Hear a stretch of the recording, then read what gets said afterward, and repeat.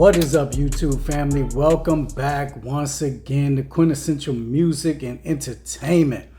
Man, I'm fresh off of my first two Tom Macdonald reaction videos. Once again, thank you for all the love. Thank you for all the new subscribers. Man, it's really amazing to see people come together over a common thing. You know, a lot of people come from different backgrounds, different races, different experiences, different age groups, and different political divides, all kind of different divides, right? That's what is going on in America real heavy right now, right? Racial tensions, people trying to start all this division with race wars and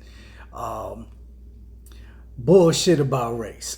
You know what I'm saying? It's like everything got to be a race thing now, right? So it's really cool, me as a light-skinned black dude, to find something that's popular, that's universally popular, that can bring people together. That's what I'm getting out of Tom Macdonald with the songs that I'm hearing. I haven't even gotten into his discography yet. This dude probably got 100 songs, maybe more. But so far what I'm getting out of it is that dude is universally loved, and just the emotion that people have in him, you know, you can see it in my comments, right? All the love that's being shown, the people welcoming me into Hall gang, right? Hangover gang, right? That shit is wild, man. You know, it's like from an outsider who's not a white person, or somebody who would even be, you know, speaking for like other people in my community, the black community. It looks like even if you're from a different sector of life, you know, you could come into this Tom Macdonald world and people gonna show you love. You know, I'm pretty sure y'all aren't showing me love just because I'm a light-skinned black dude. If I was a dark-skinned black dude that was like in Tom Macdonald, I'm pretty sure y'all would say, welcome to Hall gang, right? So, with that being said, once again, appreciate the love, appreciate the subscribers, and looking through the comments, once again, I keep seeing a song that's popping out. Everybody keeps telling me that this song, Dear Rappers, is the song that blew him up. So when I look at the title, a couple of things come to mind. It's like, okay, Dear Rappers, he's either writing a love letter to the respect he has for rappers, him being a white guy in a predominantly black genre. But there's a lot of white rappers nowadays, so it's not even a race thing like it used to be, right? Eminem broke a lot of barriers. Actually, Third Base, they don't get talked about enough. Third Base is probably my favorite white rappers of all time. That group right there. If you don't know about Third Base, go check out Third Base.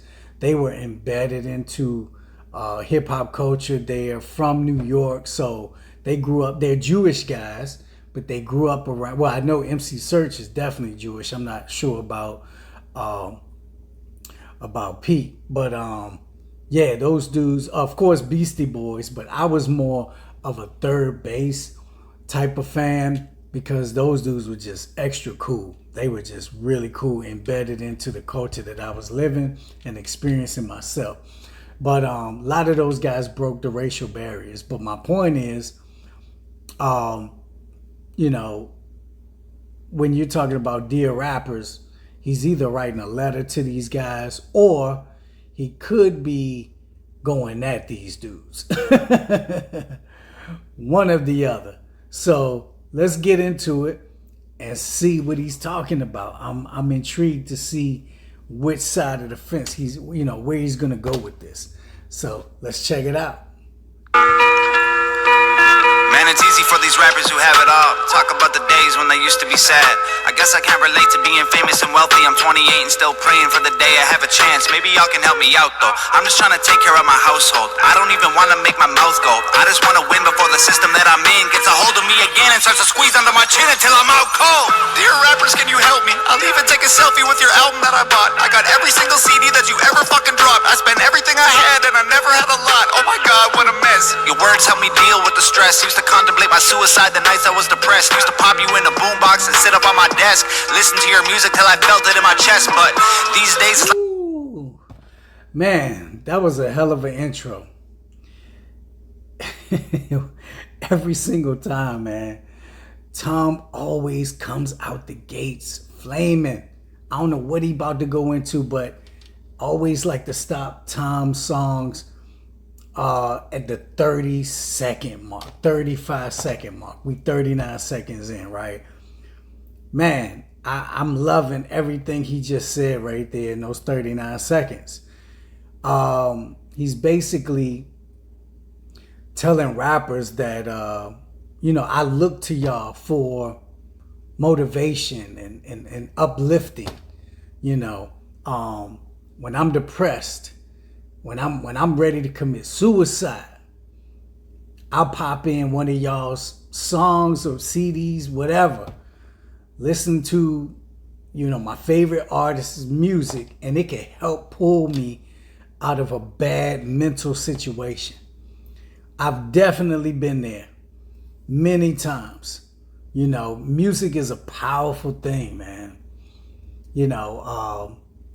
Like I work out the DMX. I could feel like shit. I could be totally unmotivated, totally tired, totally not feeling doing a workout. Could be fresh off of work, be like, man, I could just go crash. I'm not working out tonight, but I really need to, right? I need some motivation. All I got to do is put some DMX in, and I'll be working out like I'm fucking Rocky Balboa. You know what I'm saying? Like, that shit is amazing how you can put some music on and it'll change your whole mood or change your mental thinking or change your energy. And the same thing goes for negative music and bad music too. I've had bad music get me in trouble before, where I was on the edge of doing something bad and some gangster rap took me over the edge and pushed me into doing something bad. And I ended up going to jail behind that shit. And it fucked my life up, till this day, and I'm lucky I made it out of that. But I can literally sit here and tell you that some negative gangster rap gave me the battery in my back to just push me, to give me that nudge to jump off that cliff. If I was listening to something positive at that time, maybe I wouldn't have done what I did, but the point is Tom is, writing this letter to rappers, and he's basically telling them, hey, I look to y'all. People look to y'all for motivation and encouragement and, sharing your stories that can speak to the regular people about what they may be going through. An artist is so powerful in that type of energy that they can unveil through a microphone. It's an amazing thing, and I appreciate him dropping those jewels right there and paying homage to the rappers. But something tells me that this is about to go left. So let's see where it's about to go. listen to your music till I felt it in my chest, but these days it's like you don't have nothing left. Your music feels kinda like you're trying to write a check. Everything is digital, I mean no disrespect, but I'm paying even more and you give me even less. What the fuck? You taught me to think, you taught me to grow, you taught me the things to survive on my own, but now you teach me to drink, you teach me to smoke, you teach me to think. Every woman's a hoe. I don't want your sex. Sheesh. Damn, I knew that joint was about to go left.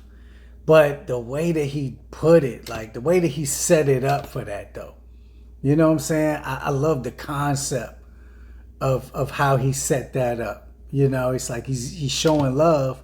It's like, I love y'all, but right now, y'all are totally failing me. And not just failing me, you're failing everybody. How many millions of fans listen to these rappers? And now you hear them doing songs like, I just heard a song on the radio today. It's been some years old, I guess 5 years old now. But it just, every time I hear it, I just keep shaking my head like, what the fuck, man? It's a song by Future. It's called Molly Percocet. Molly Percocet. That's the chorus. That's the chorus. Percocet. Molly Percocet. Chase a chick. Never chase a bitch. That's what the chorus is. And you heard what he just said. Got me thinking that all women are bitches and hoes. This is what they're doing to the people. This is what they're doing to the community. You know, hip hop music affects black people the most.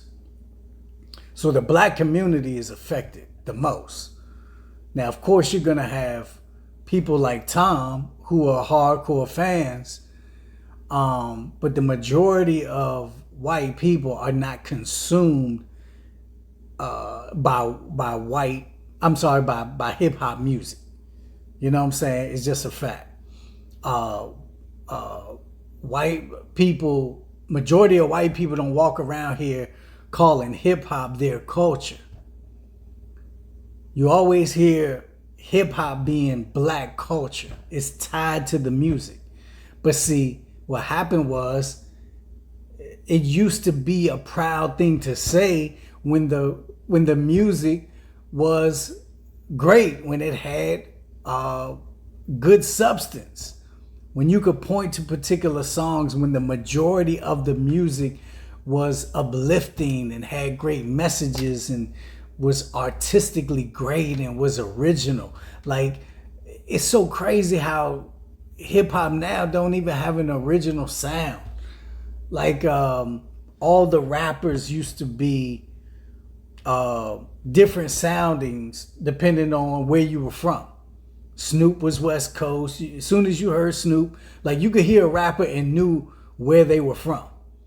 You hear some rappers like, oh, that's West Coast right there. You hear Outkast, oh, that's Atlanta right there. That's South. You hear Ghetto Boys, you like, oh, that's Texas right there. That's the Texas South, right? You hear Jay-Z, you hear Tribe Called Quest, any of these, you knew they were New Yorkers, right?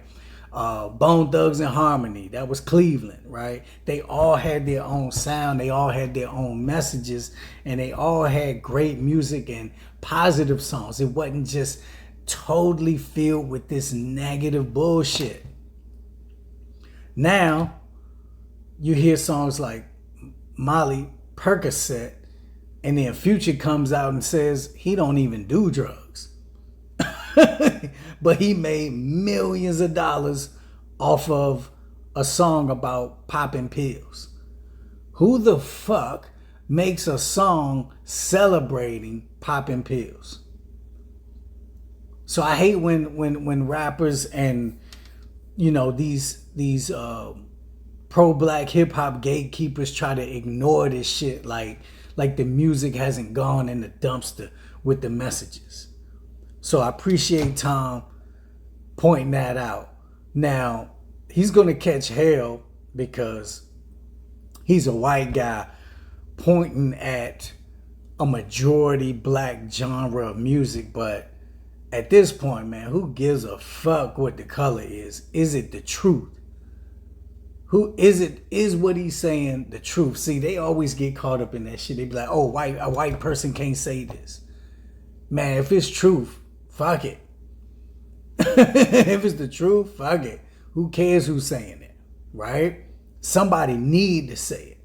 So if it's Tom Macdonald got to be the one to say it, then so be it. Let's see what else he talking about. On your Xanax bars or your fancy on your Xanax bars. To survive on my own, but now you teach me to drink, you teach me to smoke, you teach me to think. Every woman's a hoe. I don't want your Xanax bars or your fancy foreign cars. Throw your money in my face and try to tell me that it's art. No, no, no, no, no. No, no, no, no. Yeah, just a drug addict on TV. I can't hear another fucking song about abusing medication that I had to take just to stay alive. There's more important shit than what you wear and where you live and who you fucking, what you drink and what you spend and what you drive. Rappers full of bullshit. Rappers just a marketing vehicle for the product that the man wants you to buy. Rap about a full clip. Rappers just promoting different liquors and varieties of ways that you could die. Yeah. Dear rappers, can you help me? Are you almost out of alcohol to sell me? Tell me, cause drinking every night can be the way to getting wealthy. If I'm really being honest, all the shit is overwhelming. I need someone to look up to. You're living in a country that elected Donald Trump. You're living in a country where police are killing people every day, and all you wanna talk about is doing drugs. You've been blinded by the money, you've been blinded by the cars, you've been blinded by the women. Don't know who the fuck you are. Thought I knew you when I spent $100 on a ticket to your show, and now I feel like you stole my fucking money and I'm broke. Man, you taught us how to rap, and you taught us how to dress, and you taught us how to act if we wanted to impress. Now you're teaching me to live like I know you never would. What you're preaching to these kids is keeping them inside the hood. Your Xanax bars or your fancy. Damn.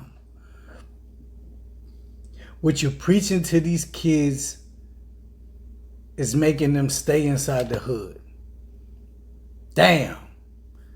Yeah, man. I appreciate you saying it, Tom. Somebody gotta fucking say it. And thank you for backing up what I've been saying for the last at least 10 years now. I've been saying this shit for 10 years. Because I saw the downfall of it. I saw the moment when it started really going downhill, because conscious music was being phased out, and gangster rap was more prevalent, and there was a point where you had both going on at the same time, right? And it wasn't as glaring then, because you could always say, well, we got this negative shit on the radio that the people are consuming, this bling bling shit. When Cash Money came out, really it was before that, but when Cash Money came out with that song called Bling Bling, and sitting on 24s and chains and platinum, they were talking platinum this, platinum that. It really boosted up that whole money thing, right? But you still had a lot of conscious rappers trying to fight the good fight, trying to, not let all the four walls get torn down by this negativity, right? So people weren't speaking out as much about it because it was 50-50. You could point to the counterbalance, right? People could always say, oh, well, we got these rappers right here, and they would deflect. They would use that to deflect the bullshit that was coming in, right? And the other thing is those gangster rappers back then, they all had tremendous skill. So, and they were telling stories. So they could pass it off as being, they were street reporters, right? They were telling you the harsh realities of the hood, just like Tom did on the last song, right? But it became a point where it wasn't just a storytelling type of thing, like, oh, that's my past, this is how you make it out of it. They started talking in the present text, the present tense. You know what I'm saying? They were talking about things that were, saying as of now. Like when you hear Jay-Z, right? A lot of the bad things that he did, like selling drugs and things, he talks about it in a past tense. He says, I did that. He has a line that says, he said, like I told you, sell drugs. No, Hove did that, so hopefully you won't have to go through that, right? He told you right there. He said, yes, I did sell drugs. But I'm telling you my story so that hopefully you won't have to do it yourself. You won't have to go through the turmoils, the trials and tribulations, the paranoia, the street life, harsh realities of the drug business if you listen to my music, right? But as it progressed, it's like the negativity took over. It's like evil took over. It's like Satan took over, right? Now, you hear a lot of people say, well, white executives push this onto the black community and brainwash people into doing this music. And there's two sides to that coin. It is somewhat true. Most of these records execs were white owned. But at the same time, it's still your choice to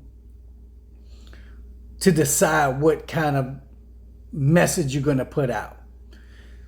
Are you going to sell out for the money? I mean, that's a question you got to ask yourself and answer it, you know. And what happened was a lot of rappers sold out for the money. Now, the flip side, it once again is say, oh, well, these people are in poverty. Well, there's other things you can do besides selling out your own people for negative messages, right? I mean, you don't have to drive a Lamborghini, you know what I'm saying, to stay true to yourself or to not sell your people out. You could do like some rappers did. A lot of conscious rappers aren't driving Lamborghinis. They got, you know, pretty good lifestyles. They didn't make all the money they could have made if they had a sold out, but they stayed true within themselves. They make money off of touring, which pays their bills. It pays for them to put their kids in private school. Like, there's still levels to it, right? But no, people decided to go for the gusto and totally sell out the community for material things. Let's just keep it 100. And Tom is clearly addressing it and breaking it down. It's not going to be accepted well amongst the black community, but like I said, truth is truth. You're preaching to these kids is keeping them inside the hood. Your Xanax bars or your fancy foreign cars. Throw your money in my face and try to tell me that it's art. No, no, no, no, no. No, no, no, no. Just a drug addict. I don't want your Xanax bars or your fancy foreign cars. Throw your money in my face and try to tell me that it's art. No, no, no, no, no.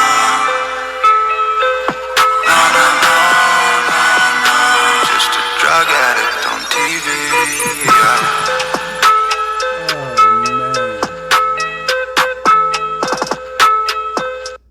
Just a drug addict on TV. That's what it's come down to. Let me look up. I want to see what year this came out.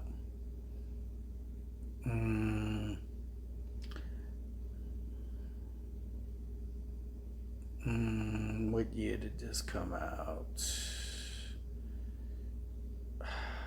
Why am I having a hard time finding this? Can anybody, let me see. Let's look it up. 2017. 2017, so 7 years ago. Yep, that's about right. Let me see while we're speaking on it. Let's look up Future song, Molly Percocet. Future Molly Percocet. It's called Mask Off. That's the Mask Off. What year? What year? I guarantee you it matches. Look at that. I told you.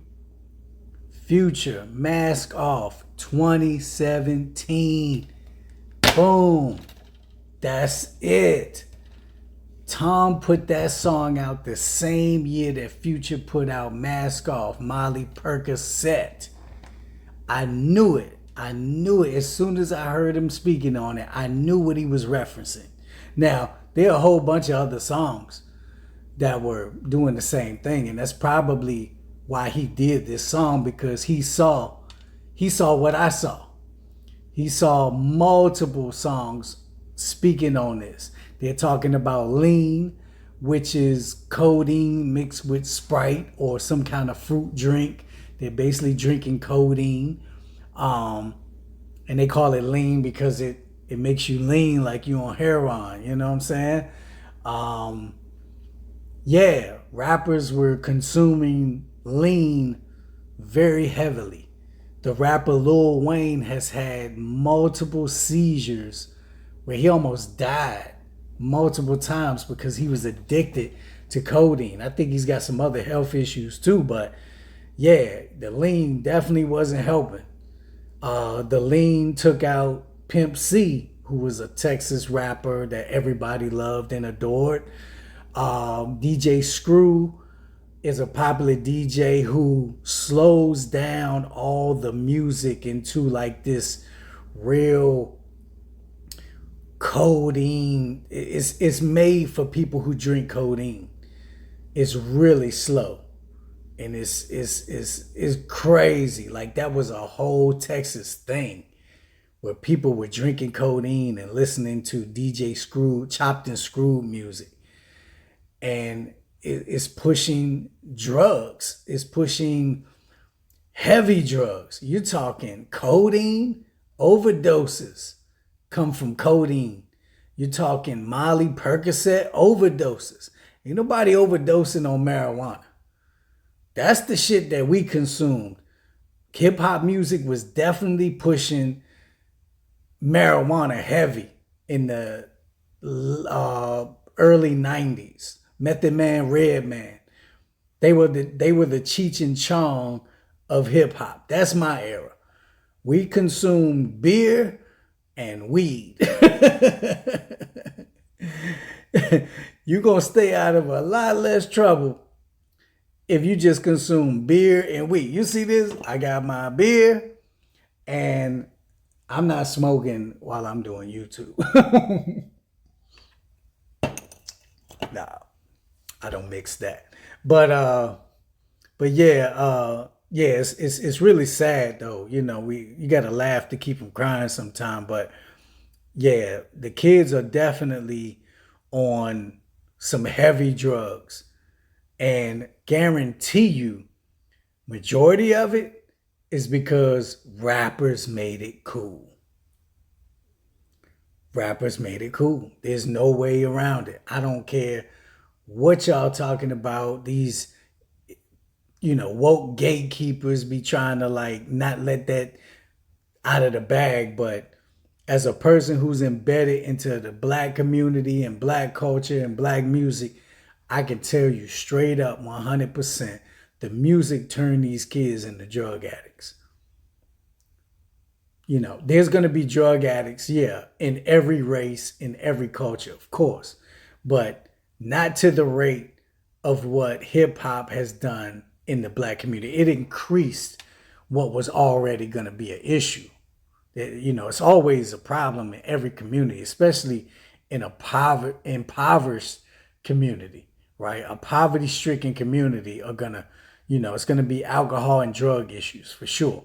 But when you have the music of that culture pushing this shit onto you and onto the kids, it's definitely gonna create more drug addicts and more alcoholics, and which is gonna lead to more suicides and